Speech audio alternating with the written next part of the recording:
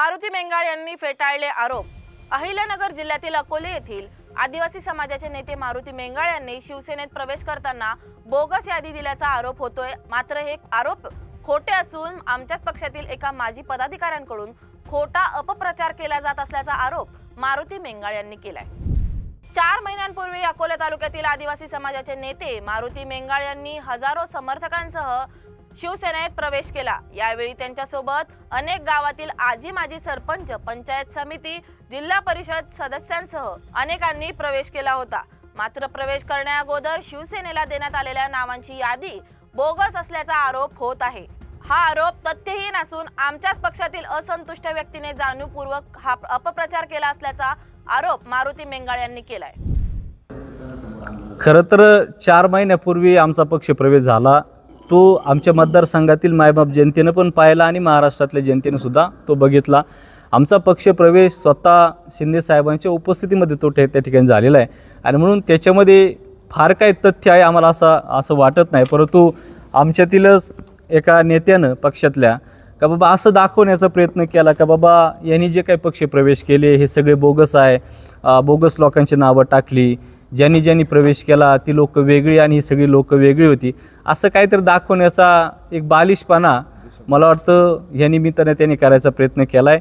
खरं तर ती काय सत्यता आहे ती मी तुम्हाला एका मिनिटात सांगणार आहे, पण त्याच्या मागची पार्श्वभूमी मी तुम्हाला या निमित्ताने सांगायचा प्रयत्न करतो। का आमच्यावर जी लोक आली होती ती अख्ख्या महाराष्ट्राने बघितली। आमच्यावर ज्या लोकांनी प्रवेश केला त्याच्या दुसऱ्या दिवशी प्रसारमाध्यमांमध्ये ती नावं छापून आली।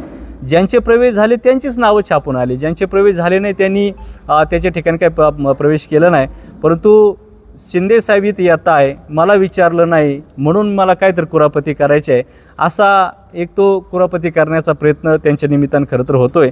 मी स्पष्ट आज या निमित्तानं आपल्या माध्यमांसमोर या ठिकाणी सांगतो का 4 महिन्यापूर्वी आमचा जो काही पक्ष प्रवेश होत होता त्याच्यामध्ये आमची सर्वांची एक आठ होती का बाबा आम्ही सर्वजण येतोय, परंतु ह्या व्यक्तीला आपण बाहेर काढलं पाहिजे का त्याची कारणं वेगवेगळी आहेत। पक्ष संघटनेमध्ये पक्षवाढीसाठी अडचणी येत आहे, त्यांची जी काही वावरण्याची पद्धत आहे ती चुकीची आहे।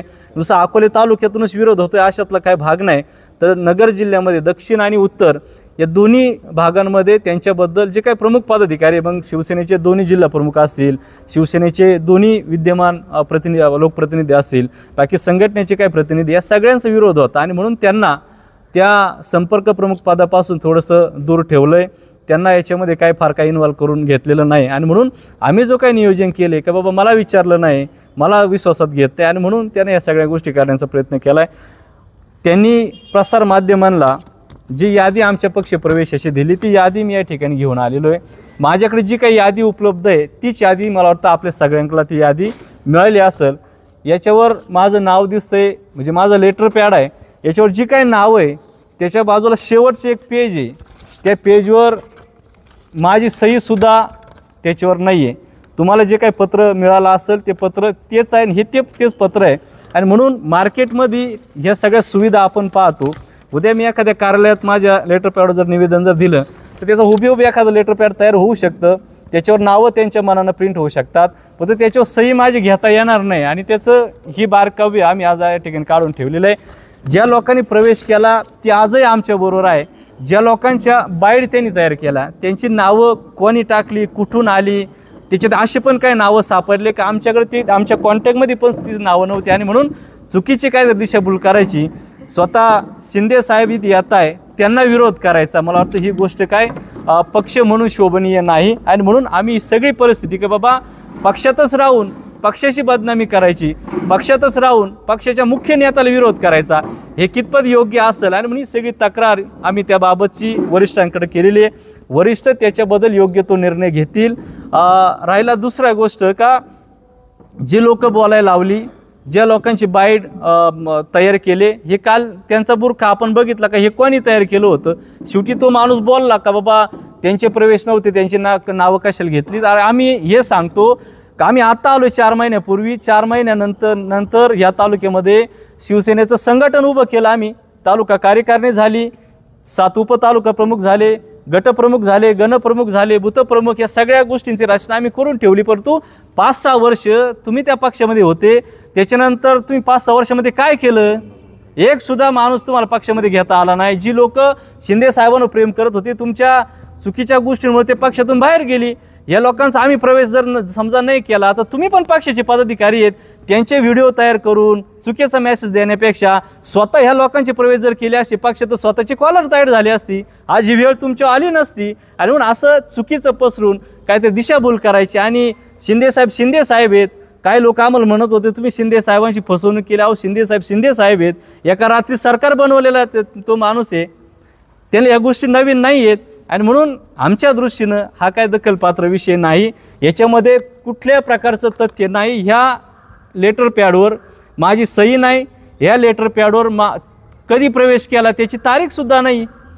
आणि म्हणून जे काही आरोप करतात ते अत्यंत बिनबुडाचे, फक्त स्वार्थापोटी मला विचारलं नाही म्हणून या गोष्टींसाठी त्यानं हा सगळा अट्टास केलेला आहे. नको त्या गोष्टी करण्याचा प्रयत्न या दरम्यानच्या काळामध्ये त्यांच्या माध्यमातून होतो. ही गोष्ट पक्षाच्या दृष्टीनं योग्य नाही. आम्ही सुद्धा शिवसेनेचे पदाधिकारी आहोत.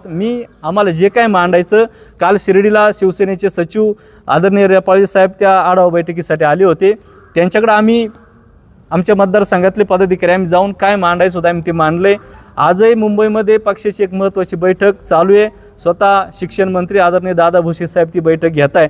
त्या बैठकीमध्ये सुद्धा हा विषय चर्चेला आलेला आहे की बाबा असं तिथं झालेलं काय सत्यता आहे. आम्ही आमच्या पद्धतीने आमची बाजू मांडलेली आहे. मला एवढंच म्हणायचं आहे का पक्षात राहून पक्षाची बदनामी करणं हे योग्य नाही. आणि त्याचं उत्तर, त्याचं जे काय फलित असेल ते 2 दिवसानंतर त्यांना ते मिळून जाईल.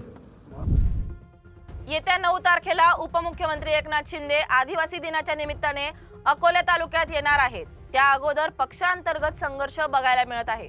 पक्षाला आणि आपल्याच नेत्याला विरोध करणं दुर्दैवी असल्याचं मारुती मेंगाळ यांनी म्हटलंय.